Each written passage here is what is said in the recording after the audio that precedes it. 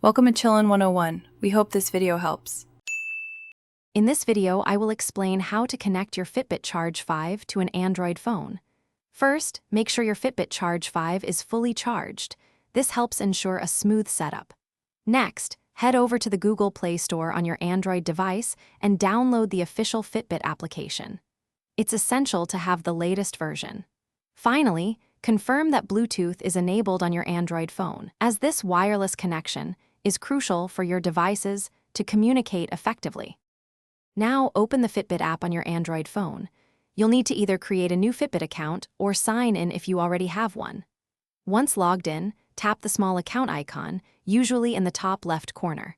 From there, select Set up a device and choose your Charge 5 from the list. Keep your Charge 5 close to your phone and simply follow the clear, step-by-step instructions that appear on your screen to complete the pairing. Once paired, your Fitbit Charge 5 will automatically sync its data to the app throughout the day when it's near your phone.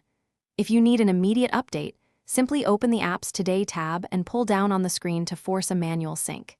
You can also tap your profile picture, select your device, and choose Sync Now. Don't forget to explore the app to personalize your Charge 5 with different clock faces, notification preferences, and exercise shortcuts. If you encounter any syncing or connection issues, don't worry, there are simple fixes. First, try restarting both your Fitbit Charge 5 and your Android phone. This often resolves minor glitches. Next, go into your phone settings, turn Bluetooth off for a few seconds, then turn it back on and attempt a manual sync. If issues still persist, uninstalling and then reinstalling the Fitbit app can often clear up stubborn connectivity problems. Thanks for watching. Consider subscribing if we helped you.